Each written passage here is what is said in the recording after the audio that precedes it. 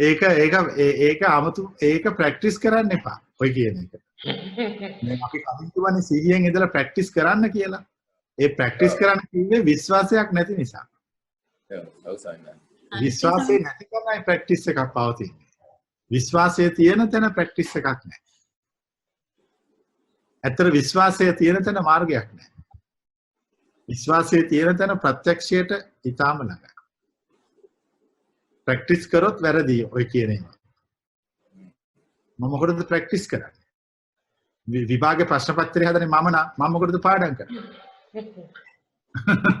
ඒක මම හදන්නේ. ඒක මම පාඩම් කරන්නේ නැහැ. මම දන්නවා එන ටික ඔක්කොම. ඒ නිර්වාණ මාර්ගයත් ඒ වගේ. දැන් අපි මුලදී කියප එක නෙමෙයි මැදදී කියන්නේ. මැදදී කියප එක නෙමෙයි අන්තිමට කියන්නේ. තුනේදී තුනක් කියන. ඒක තමයි මග. එහෙම නැතුව අපි මේ එකම එකක් කිව්වොත් ඒ මග වැරදි. අවස්ථාවට සාපේක්ෂකයි. ඇත්තටම වැඩෙන හිතට සාපේක්ෂකයි. වැඩෙන හිතට සාපේක්ෂකයි. මේ හිත වැඩෙනකොට ඒක සාපේක්ෂකයි. අපි මේ සියල්ල කරන්නේ සාපේක්ෂක ලෝකයක් තුළ. සාපේක්ෂක ලෝකයක් තුළ ඉඳගෙන සාපේක්ෂක සියල්ලෙන් නිදහස් වෙන ක්‍රමයක් සොයනවා.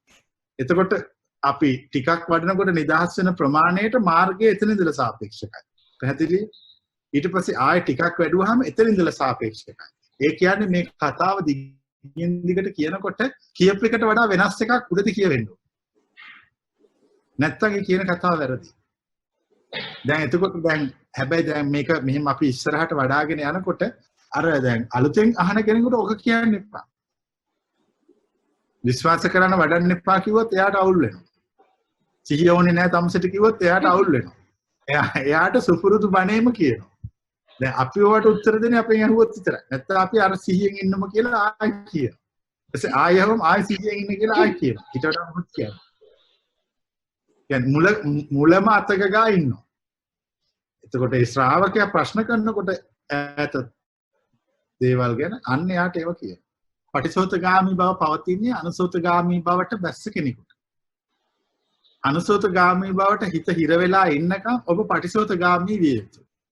පටිසෝතගාමී වෙන්නේ පටිසෝතගාමී වෙන්න ඕන නිසා නෙමෙයි අනුසෝතගාමී බව 100%ක් තේරුම් ගන්න අවශ්‍යතාවය නිසා.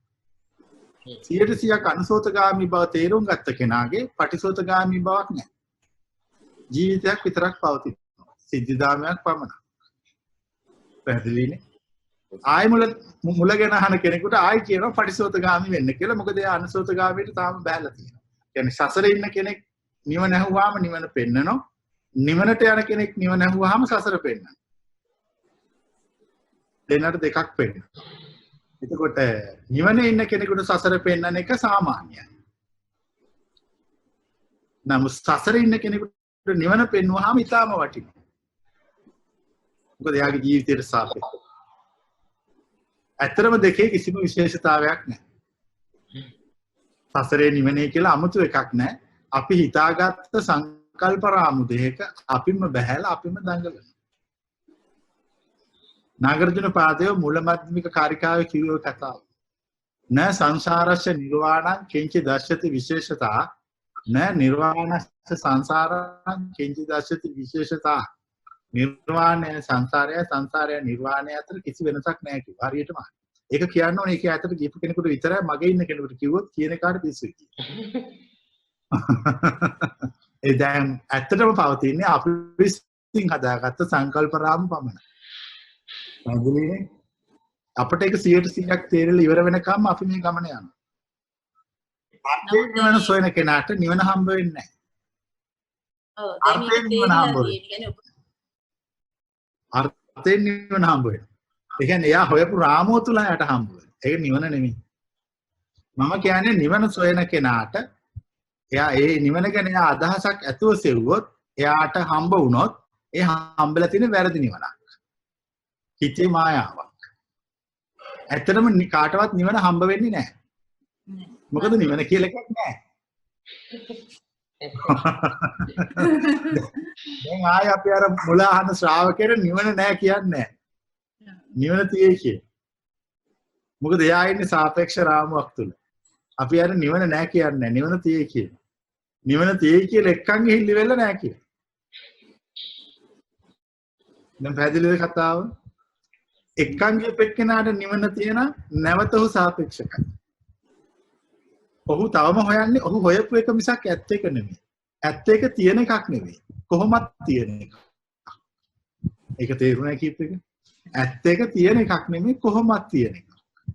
තියෙන එකේ කොහොමත් තියෙන එකේ අතරින් අපට ඕන තියෙන එක නෙමෙයි කොහොමත් තියෙන එක. කොහොමත් තියෙන එක පෙන්වන්න බැරි එකක්. මොකද කොහොමත් තියෙන එක නිසා. කොහොමත් තියෙන එක කතා කරන්න බැරි එකක්. කොහොමත් තියෙන එක නොවඩා ගන්න එකක්. කොහොමත් තියෙන එක උත්සාහයක් නැතුව ලැබෙන එකක්. කොහොමත් තියෙන එක තමයි හම්බ වෙන්නේ නැති එකක්. හම්බ වෙන්නේ තියෙන එක හම්බ වෙන්නේ නැති කොහොමත් තියෙන එක. කොහොමද ඒක ඒ කැලල තේරුණා? හම්බ වෙන්නේ තියෙන එක හම්බ වෙන්නේ නැත්තේ කොහොමත් තියෙන එක. එතකොට මම කියන්නේ මුලදී කියනවා මම තියෙන එකට යන්නේ කියලා. ඊට පස්සේ එකගෙන ගිහිල්ලා කියනවා තියෙන එකට යන්න එපා කොහොමත් තියෙන එකට යන්න. ඊට පස්සේ කොහොමත් තියෙන එකේ මොනවද තියෙන්නේ කියලා මම කියනවා මොකුත් නැහැ කියලා. එතකොට ආයෙවහම ඒකේ මොකුත් නැද්ද කියලා මම කියනවා ඒක ඔක්කොම තියෙයි කියලා. ඒ නිබ්බාන. ඒ කියන්නේ අපිට ඒක කිසිම විදියකට කිසිම සිතුවිල්ලකින් කිසිම වචනයකින් කිසිම රූපයකින් පෙන්වන්න බෑ. ප්‍රත්‍යක්ෂය ඔබ ගොළු කරනවා. පැහැදිලිනේ?